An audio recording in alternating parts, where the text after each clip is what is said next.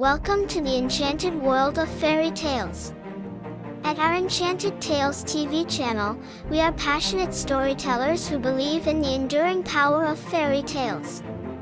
Our mission is to transport you to magical worlds, where heroes and heroines embark on epic journeys, and where the impossible becomes possible. We're here to share timeless tales, both classic and lesser known, to captivate and inspire all ages. To embark on this magical journey with us, make sure to subscribe and ring the notification bell. You won't want to miss a single story. Thanks for visiting our Enchanted Tales TV YouTube channel.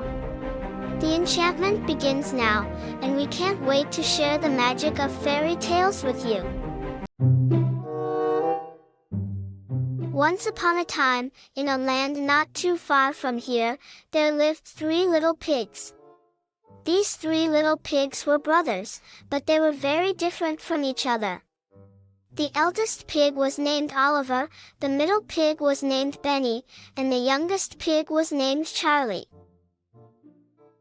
Now, the 3 little pigs were not very big, but they were very clever.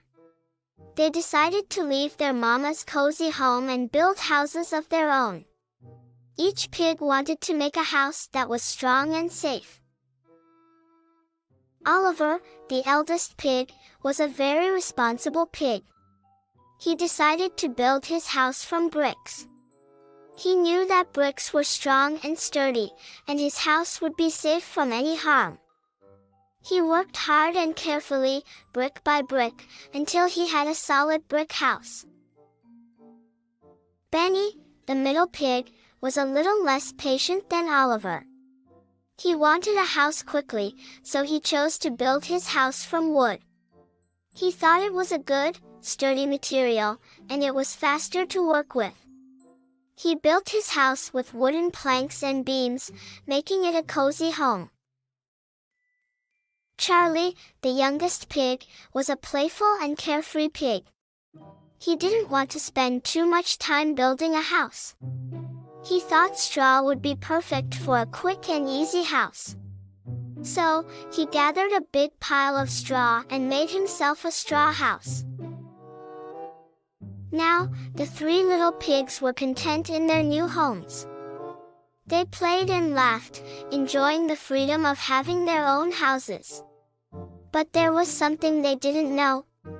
In the nearby woods, there lived a big, bad wolf. The big, bad wolf was a sly and hungry creature. When he saw the 3 little pigs' houses, he couldn't resist the delicious idea of having them for dinner. He first went to Charlie's straw house. He knocked on the door and said, little pig, let me in." Charlie, being a bit gullible, replied, "Not by the hair of my chinny chin chin." Charlie was terrified and ran to his brother Benny's wooden house. The wolf followed, but the wooden house was stronger. The wolf huffed and puffed again, but he couldn't blow it down. So, he schemed a different plan. The wolf climbed up on the roof and tried to enter through the chimney. But clever Benny had a pot of boiling water waiting, and when the wolf slid down, he landed right in it. The wolf yelped and ran away, his tail singed and his appetite gone. Now, the 2 pigs, Benny and Charlie, were safe in the sturdy wooden house. But they worried about their eldest brother, Oliver, in his brick house. They ran to Oliver's house and told him about the big, bad wolf. Oliver reassured his brothers and said they would be safe in the brick house. As if on cue, the wolf arrived at Oliver's house. He huffed and puffed, but the brick house didn't budge. The wolf tried to climb down the chimney, but he got stuck. The 3 little pigs were smart.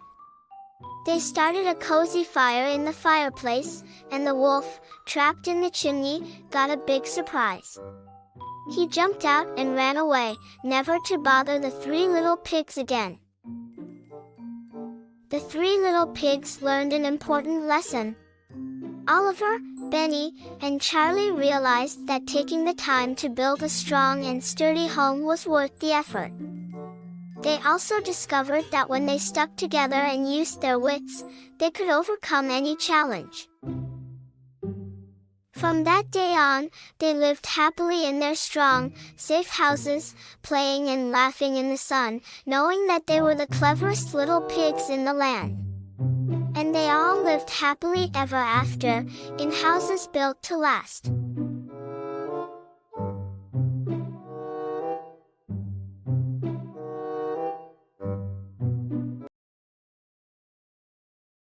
Once upon a time, in a quaint village nestled between rolling hills and lush forests, there lived a young girl named Rapunzel.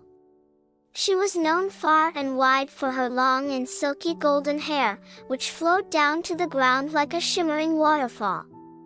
Rapunzel lived in a tall tower, which stood in the heart of the village. Rapunzel's tower was no ordinary tower, it had no door or stairs to reach the top. She lived there alone, and the only way in or out was to climb her long hair, which she would let down from the tower's window. People in the village often wondered why she lived in such an unusual place, and many tried to climb her hair to discover her secret, but none succeeded. One day, a mischievous and adventurous young boy named Jack decided to take on the challenge. He thought climbing Rapunzel's hair would be a great adventure. With a determined heart, Jack began to climb the golden strands. Rapunzel, who was surprised by the unexpected visitor, watched with curiosity as Jack reached her window. "Who are you?" Rapunzel asked, peering down at Jack. "I'm Jack, and I wanted to see what's at the top of your tower," he replied. Rapunzel smiled and invited Jack inside. She told him about her life in the tower and the reason she stayed there. Rapunzel's parents had placed her in the tower when she was a baby to protect her from a curse. They believed that as long as she stayed in the tower, the curse would not harm her. As the days went by, Jack and Rapunzel became close friends. They shared stories, laughter, and dreams. Jack admired Rapunzel's kindness and her love for the world beyond the tower. Rapunzel, in turn, appreciated Jack's adventurous spirit. Together, they hatched a plan to break the curse. Jack climbed down Rapunzel's hair and ventured into the village to seek the advice of the village elder, who was known for his wisdom. The elder explained that the only way to break the curse was for Rapunzel to leave the tower willingly. With the wisdom of the elder and the bravery of Jack, Rapunzel finally found the courage to leave the tower.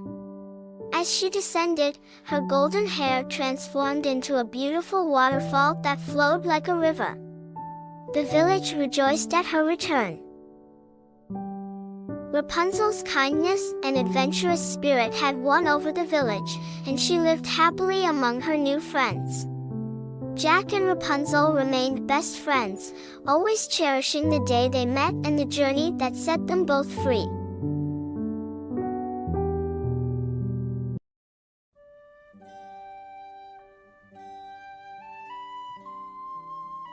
Once upon a time in a small village, there lived a sweet and kind-hearted girl named Little Red Riding Hood.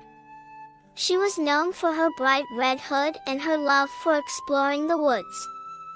Little Red Riding Hood's grandmother lived on the other side of the forest, and she would often visit her to bring homemade goodies and spend time together. One sunny morning, her mother called her into the kitchen and said, "Little Red Riding Hood, your dear grandmother isn't feeling well. I've baked some cookies and made her a special tea. Would you be a dear and take them to her?" Little Red Riding Hood happily agreed. She put on her red hood, and her mother packed the cookies and tea into a basket. "Remember," Stay on the path and don't talk to strangers, her mother cautioned. Little Red Riding Hood skipped into the woods, the sunbeams streaming through the tall trees. As she wandered through the forest, she began to sing a cheerful song, enjoying the beauty of nature all around her. Meanwhile, a sly and cunning wolf was watching her from behind the trees. The wolf had a plan to trick Little Red Riding Hood and get to her grandmother's house first. "Where are you going, Little Red Riding Hood?" the wolf asked, approaching her. "I'm going to visit my grandmother, who lives on the other side of the forest," Little Red Riding Hood replied with a smile. The wolf, trying to hide his true intentions, said, "What a kind granddaughter you are! But it's a long journey. Why don't you take the shortcut through the thick woods? It's much quicker." Little Red Riding Hood, trusting the wolf's words, decided to take the shortcut. She thanked the wolf and ventured into the dense forest, straying from the safe path. The wolf, with his evil plan in motion, hurried to reach the grandmother's house first. He knocked on the door, imitating Little Red Riding Hood's voice. "Grandmother, it's me, Little Red Riding Hood. I've brought you some cookies and tea." The grandmother, who was not feeling well and unable to see well without her glasses, said, "Come in, my dear." The wolf entered the house and quickly gobbled up the cookies and tea, all the while pretending to be Little Red Riding Hood. Meanwhile, Little Red Riding Hood was still on the shortcut, wondering why the forest seemed darker and scarier. She missed the friendly sunlit path she had been on. As she reached her grandmother's house, she knocked on the door. "Grandmother, it's me, Little Red Riding Hood," she called. The wolf, pretending to be the grandmother, said, "Come in, my dear." Little Red Riding Hood entered the house and immediately noticed something was amiss. "Oh, grandmother, what big eyes you have," she exclaimed. "All the better to see you with," replied the wolf. "Grandmother, what big ears you have," she continued. "All the better to hear you with," said the wolf. "Grandmother, what big teeth you have," she cried. "All the better to eat you with," roared the wolf, leaping out of the bed. Little Red Riding Hood was frightened but quick on her feet. She darted out of the house and screamed for help. Nearby woodcutters heard her cries and rushed to the rescue. They caught the wolf and, with their axes, opened his belly to save Little Red Riding Hood and her grandmother. They were amazed to find the two of them unharmed inside the wolf's belly. Little Red Riding Hood's quick thinking had saved them both. From that day on, Little Red Riding Hood learned to always stay on the safe path and never talk to strangers. She also understood the importance of being cautious and making the right choices. The village celebrated Little Red Riding Hood's bravery and cleverness, and she became a hero, known for her wisdom and kindness. She continued to visit her grandmother, but she always stuck to the path and kept a watchful eye on the forest, ensuring that she would never encounter the cunning wolf again. And so, Little Red Riding Hood's adventures taught everyone a valuable lesson about staying safe and making wise decisions, ensuring that they lived happily ever after.